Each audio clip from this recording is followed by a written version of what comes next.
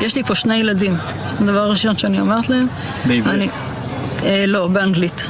הם מסתכלים, ואז אחד אומר לי באנגלית, אל תדאגי, אני מוסלמי, אנחנו לא נפגע בכם.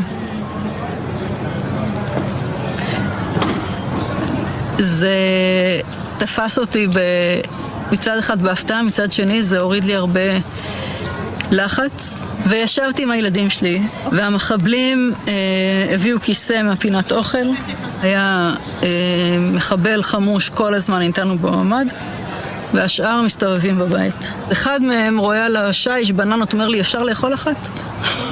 אמרתי לו, כן, אתה יכול לאכול אחת.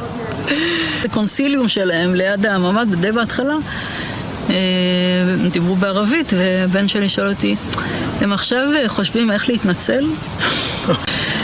אמרתי לו שכנראה שלא. הם היו